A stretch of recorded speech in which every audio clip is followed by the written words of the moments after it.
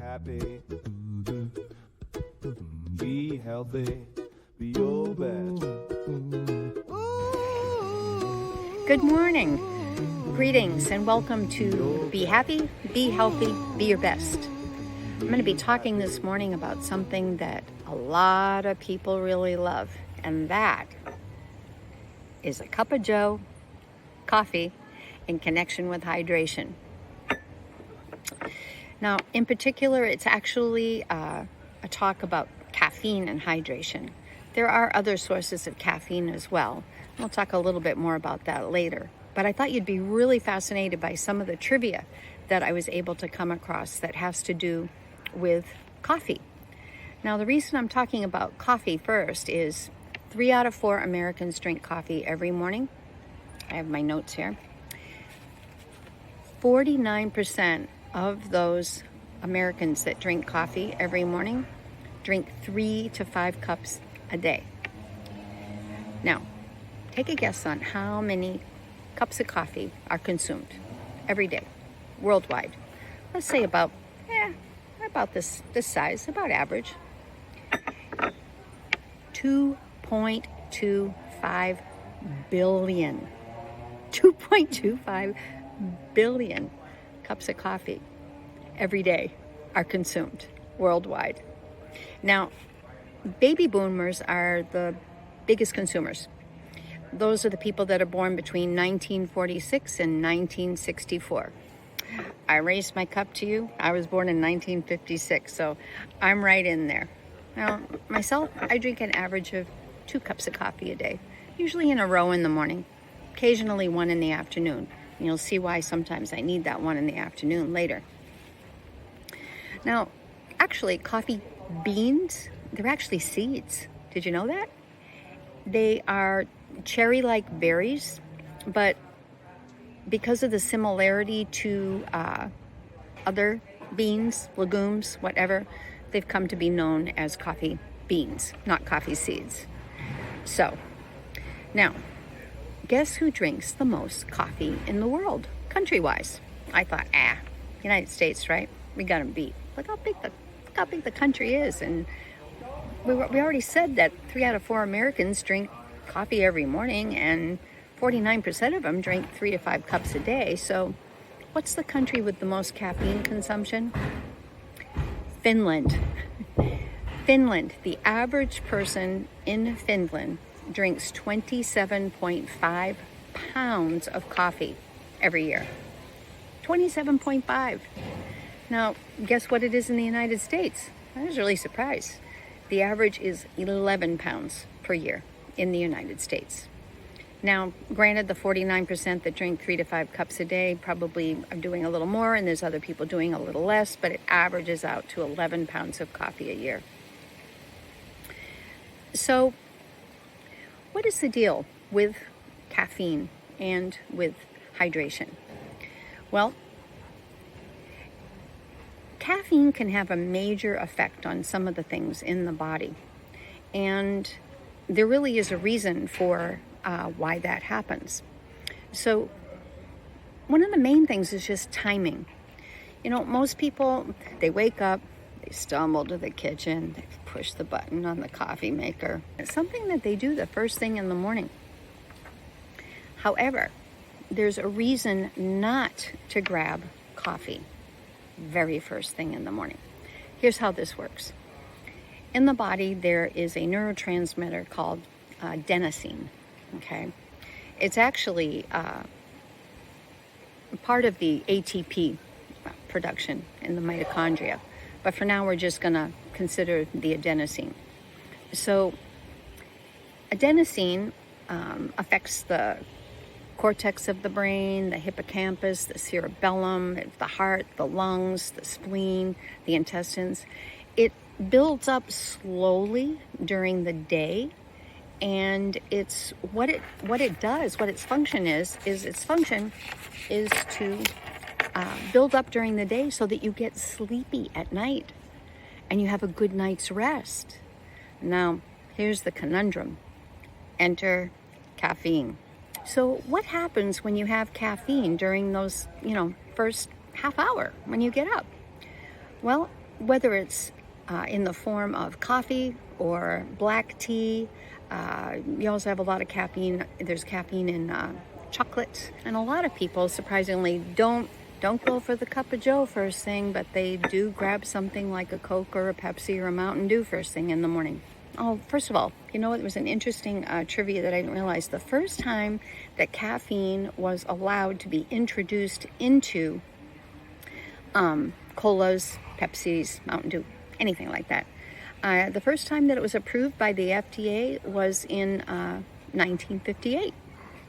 And then, of course, you've also got energy drinks. Energy drinks have a fair amount of, sometimes a lot of caffeine in them. And then there's even small amounts of caffeine in other areas that you wouldn't think of, and that's chewing gum, some energy bars. You kind of have to read your labels, okay? You might be getting a lot more caffeine a lot more often during the day than you think you are. So when you wake up, if the first thing that you do is caffeine, what happens is the adenosine is on receptor sites through the whole body. Remember the places I mentioned? The brain, the heart, the lungs, the intestines, whatever. The adenosine is on all those sites in order to encourage you at night to get sleepy and have a good night's sleep. Now, the problem is if the first thing you do is have caffeine, what it does is it goes on those same receptor sites and it blocks in the adenosine. Now, the adenosine is supposed to clear from those receptor sites when you wake up. It takes about 60 to 90 minutes for the adenosine to leave those receptor sites. And so adenosine is kind of known as like an anticipatory neurotransmitter. Well, if you're drinking caffeine in that first 60 to 90 minutes, you are blocking the adenosine from being able to exit those sites. Now, there's another complication. Since the site can no longer identify which is there and the adenosine can't exit, well, then what happens is that eventually when the caffeine goes out of the site, you know, the effects of the caffeine wear off. You have a cup of coffee first thing and, a couple hours later, you're like, man, I'm getting sluggish. I'm getting tired. I need another cup of joe. I need some more caffeine to get that zip in my day. Well, the problem is that the caffeine wears off and then all the adenosine is exiting. That's why you're getting sleepy again. What was supposed to exit off of those receptor sites previously, in the way that the body was designed to do it, is now flooding into your system as the caffeine wears off. Now you need another cup of caffeine, right? Okay. So you have to grab more coffee. If you grab more coffee and the adenosine is still not completely flushed out, you can get into a cycle where that adenosine is trying to exit all day and you just have to keep grabbing coffee. It can become a real conundrum. Now, you can end up with just a complete imbalance, okay? It never flushes out, and then it's still trying to build up during the day, and you can actually mess up all of your sleep cycles because of this grabbing coffee first thing in the morning and then having to repeat the process during the day. Now, there's another player in this game, the AM caffeine game, and that's cortisol. You see, cortisol spikes a few times during the day, and usually it spikes after you wake up. Now, why does it spike after you wake up? Well, it helps the adenosine cycle. You see, the adenosine is supposed to flush out as the cortisol is gradually starting to attach, and the cortisol's function is to actually help you be awake and get you up and going. So when you do the coffee, or any caffeine source, then you interrupt that cycle where the adenosine is supposed to exit nicely, gradually. The cortisol wakes you up. You have a nice smooth transition into an active day. And then a couple more times during the day, the cortisol spikes as well.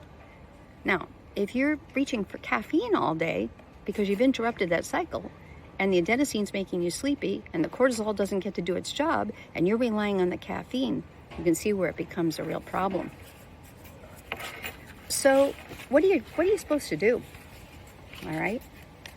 Well, science has shown that when cortisol spikes 3 times a day, the safest time to use caffeine, where you're not going to interrupt any cortisol, any adenosine flushing or accumulating for the next night's sleep, or building up to have you have a good sleep cycle the next night, is 10 to 12 and 2 to 5. If you're going to have caffeine, be it coffee, iced coffee, hot coffee, tea, chocolate, energy drinks, anything of that sort, colas, Mountain Dew, anything. Try to do it between 10 and 12 and 2 to 5. Okay? Then it doesn't interrupt with the cortisol, the adenosine. You'll still be contributing to good sleep cycles. Okay? So what are you supposed to do when you wake up? What about when you wake up, that first 90 minutes? It really is 90 minutes when you wake up, 90 minutes, first hour and a half. You want to let that adenosine come off, and then the cortisol help you wake up. So what are you supposed to do when it's flushing? Well, that's where hydration comes in. The minimum amount of water that should be drunk in the first 2 hours after you wake up, hour and a half, 2 hours, is 2 cups. Lukewarm water is a little more usable by the body when you first get up. Helps the circulatory system, assists your liver, help your kidneys, help the heart, help your skin. It even helps to boost metabolism. So helps to clean the intestine, helps with your skin and your hair.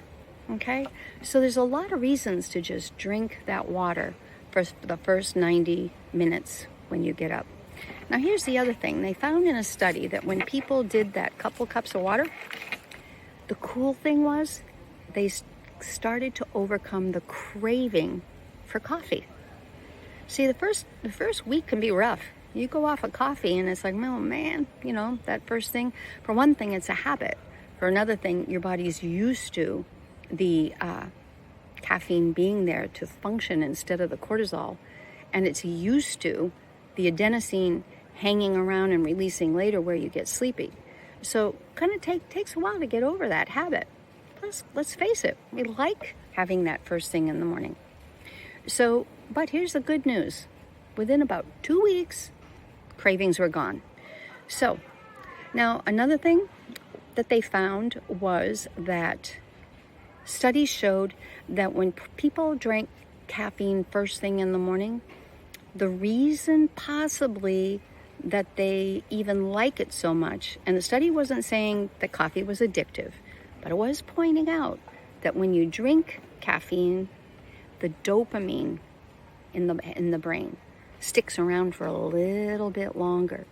So it could be that the brain and the body also gets used to that dopamine hit hanging around a little bit longer. So in review, if you